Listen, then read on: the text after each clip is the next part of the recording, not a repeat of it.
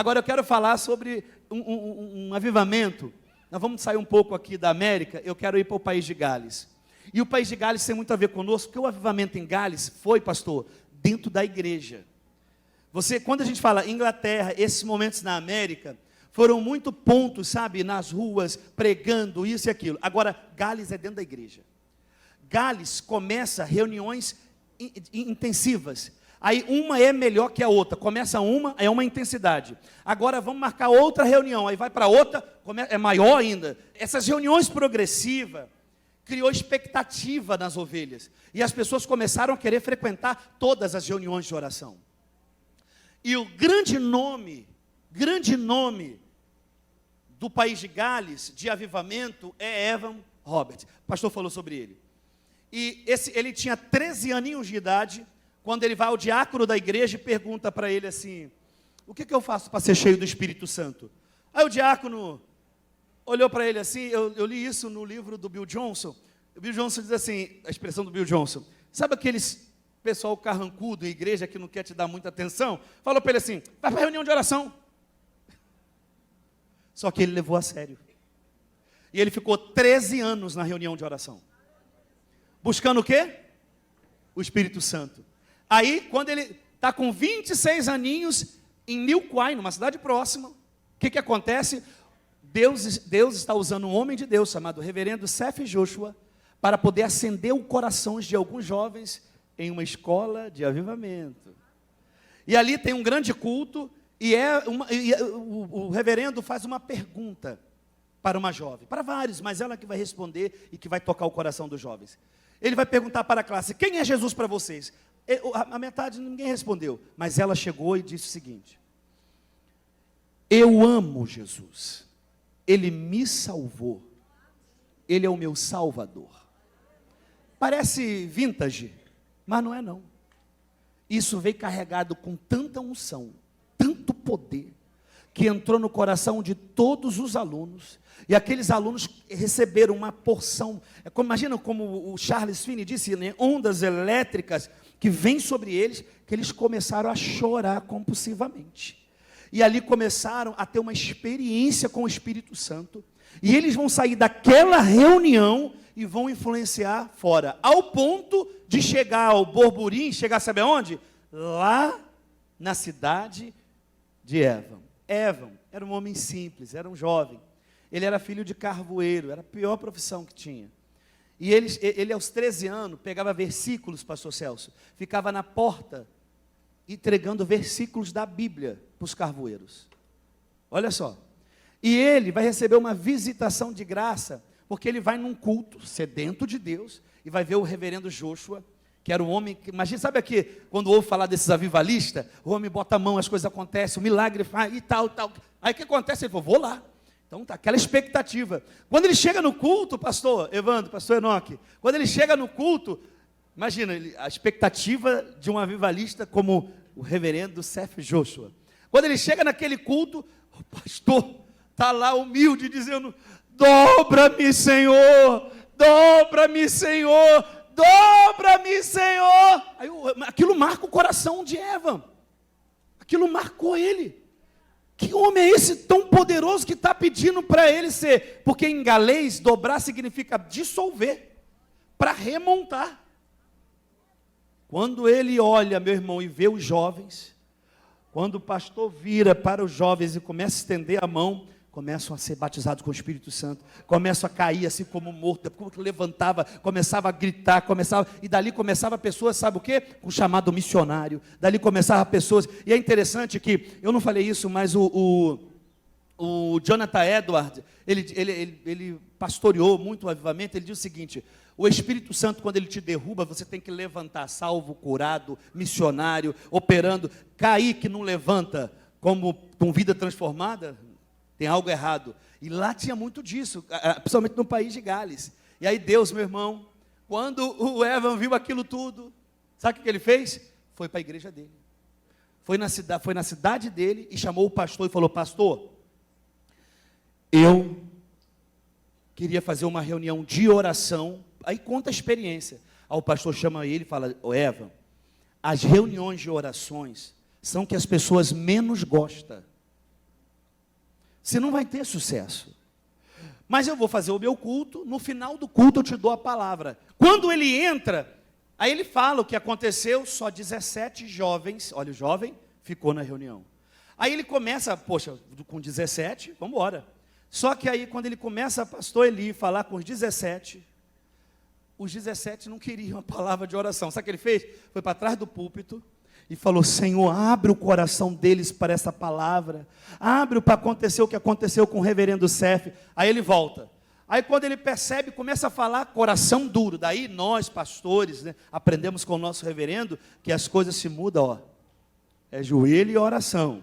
Ele volta, faz por 3 vezes isso. Na terceira vez, quando ele volta, pastor Evandro, os 17 estão de joelho, chorando, convencidos pelo Espírito Santo, cheios da presença de Deus, aleluia, oh glória! Irmãos, este homem, esse jovem, o Senhor deu a ele 2 visões. Uma, ele viu o braço de Deus desnudado, tocando no país de Gales. E segundo, ele viu, Deus falou para ele que ia dar a ele 100.000 conversões. Ele ganhou 5.000 almas por semana. 5.000 almas. Ele mandou carta para o Franklin Bettleman, que é um livrinho que você tem que adquirir. Ó, merchan aí. Na livraria, sobre a Rua Azusa. E ele falava para o Bettleman o seguinte: olha, eu estou orando para um avivamento na Califórnia. Só que o Evan, coitado, não imaginava que em 1900 ia adentrar o novo século, já estava próximo da entrada do novo século. Deus queimou o coração de um homem, Charles Fox Parham. E o que o Charles vai fazer? Olha a escola bíblica. Ele vai criar 2 escolas bíblicas. Primeira, no Kansas. E lá no Kansas, imagina, ele vai criar são 40 alunos, vocês vão ver isso com detalhe com a pastora Ana Maria. Mas ele deixa um desafio aos alunos. Ele diz aos alunos o seguinte: olha, ele vai ficar fora por 3 dias. E ele vai dizer aos alunos o seguinte: vocês têm que encontrar, a partir do livro de Atos, qual é a evidência inicial de uma pessoa batizada com o Espírito Santo. Para nós hoje, isso é comum. Mas para a época deles, porque eles vinham de doutrinas que não tinha isso. Ninguém falava em línguas. Conclusão, ele sai fora e volta depois, 3 dias. 3 dias os alunos, sabe o que eles fizeram? Foram só estudar.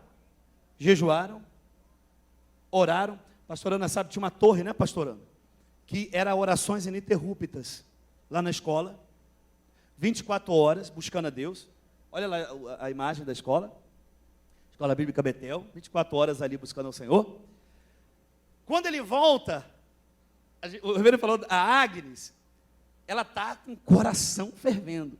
E ela fala: pastor, coloca a mão sobre mim. Gente, imagina, ela vai impor as mãos. Ele vai impor as mãos sobre ela. E aquela mulher vai falar em outras línguas. Ela foi batizada com o Espírito Santo. Agora eu quero dar uma notícia a você. Foi a primeira mulher a ser batizada no início do século. Aleluia! 2 coisas importantes. Vocês vão ouvir. A primeira mulher batizada com o Espírito Santo no Brasil. Não vou dar spoiler aqui, porque a missionária Daiane vai falar. Mas a Agnes, a primeira a ser batizada no início do século. E ela vai falar, sabe qual a língua? Chinês. Ela vai falar e escrever em chinês. O Parham ficou impressionado. Falou: como é que a gente vai saber o que essa mulher está falando? Aí trouxe um chinês, para poder entender. E ele disse: olha, ela fala chinês, ela está falando chinês. Ela já falava? Não, ela nunca falou chinês. Daí, o Parham vai criar uma escola em Houston. É uma outra escola, também de avivamento, também de busca mais do Espírito Santo. Só que na escola de Houston, vai ter um aluno especial nessa escola. Ele é negro. Ele não pode entrar dentro da sala de aula, porque é negro. Lembra que eu falei da segregação? Só que ele quer tão ser cheio do Espírito Santo, que para ele, sabe onde ele vai ficar? No corredor. Ele vai ficar no corredor. Aí o Parham vai abrir a porta da sala, só para ele ouvir os ensinamentos. Só para ele ouvir. E ali o coração dele foi só, ó, se enchendo, se enchendo, se enchendo, se enchendo. E ali, meu irmão, sabe o que vai acontecer com esse homem? A jovem aluno, filho de escravo, William Seymour.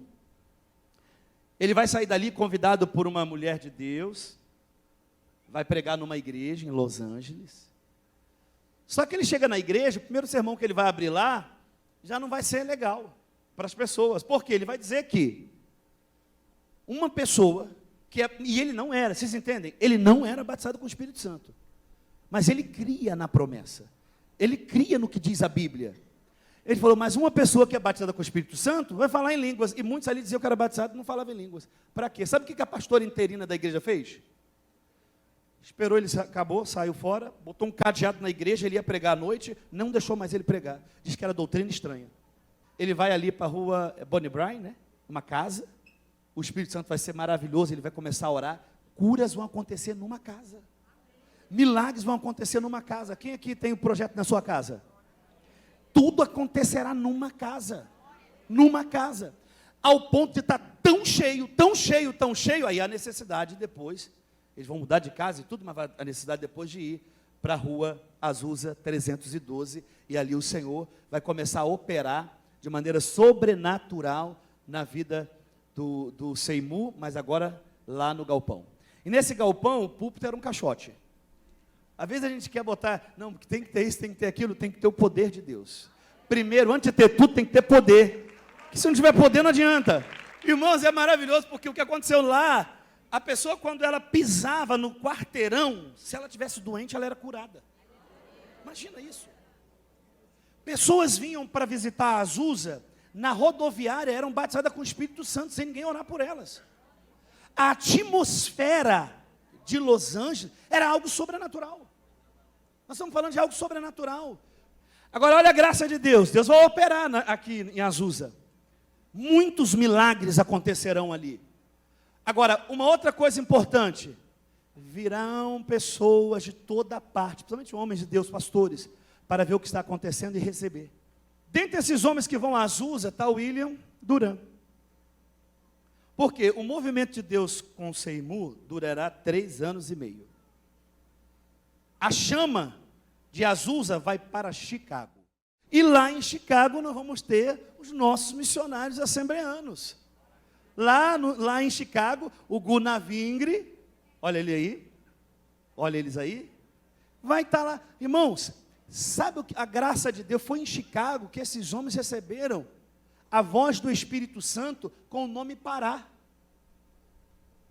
Foi em Chicago que pelo Espírito Santo eles ouviram uma pessoa falar em línguas e era a primeira vez que eles estavam ouvindo, sabe o quê? O português. Nunca tinham ouvido português. E é onde eles vão vir, você vai ver com a missionária Daiane, a trajetória de Chicago para o Brasil. Como é que Deus está na vida desses homens. E hoje, se nós somos assembleanos, nós temos que agradecer a Deus. Porque, meu irmão, a diferença é grandiosa quando você determina no seu coração ter uma vida com o Espírito Santo. Um crente avivado é diferente. Ó, a partir da Rua Azusa, você vai ter missionários para o mundo. A partir da Rua Azusa, o pastor falou que reverberou. E foi mesmo. Você vai ter agora um enxame de pessoas querendo fazer missões. Avivamento e missões tem tudo a ver. Você vai ter um enxame de pessoas quebrantadas. As pessoas diante da presença de Deus. Não tem mais nariz em pé. O que nós temos que trazer para nós é que a necessidade do avivamento é nossa. Por isso, nós cremos, estamos junto com o nosso pastor, porque o nosso pastor é um homem avivado, é um homem que traz para a gente a palavra. E nós temos que sair daqui dessa reunião com o coração explodindo para orar. E não é oração lanchinho. O que é oração lanchinho? Vai ali e faz uma oraçãozinha de 20 minutos, 10 minutos e acha que está o melhor. Não. Você tem que ter prazer na presença de Deus. Você tem que chegar na presença dele com prazer. Lá na tua casa, lá onde você está. Charles Finney dizia que você tem que ser crente fora da igreja. Orar fora da igreja. Não, eu vou orar só aqui, não. Aqui você tem que vir incendiado. Porque se você vem de lá incendiado, junta com o altar, meu irmão, pega fogo. Vamos aproveitar esse poder pentecostal. O reverendo falou do pentecostalismo clássico. Quando a gente vem da Rua Azusa para cá, você vê o seguinte: o que aconteceu em Atos, aconteceu com eles. O que aconteceu em Atos está acontecendo conosco. O mesmo Espírito Santo que quem foi batizado com o Espírito Santo hoje? O mesmo Espírito Santo, e quem já foi batizado com o Espírito Santo um dia? É o mesmo que batizou os apóstolos. Não é outro. É o mesmo. E se é o mesmo, nós temos que fazer o que eles fizeram. Temos que gastar tempo em oração, gastar tempo na presença de Deus, porque com certeza o Espírito Santo, ele virá de maneira sobrenatural. Nós estamos orando pelo Brasil, estamos orando por pessoas que amamos, e o avivamento, ele alcança essas pessoas. O avivamento alcança pessoas, irmãos. Avivamento cura pessoas. Avivamento, os dons são manifestos de maneira sobrenatural. Avivamento ganha almas. Avivamento vocaciona pessoas. No avivamento todo mundo quer ser missionário. No avivamento você não tem essa minha vida, não, porque eu tenho o meu momento. O momento tem que ser com Deus. Jesus pode voltar a qualquer momento. E sabe o que vai restar para a nossa vida? Se somos cheios do Espírito Santo, se somos avivados, se você largou de lado toda a picuinha, toda a gracinha, tudo que te atrapalha. O reverendo estava perguntando aqui, característica de avivamento, quebrantamento é um deles. Você está na presença de Deus, Ele te conhece. Quer alguém que te conhece mais do que Deus?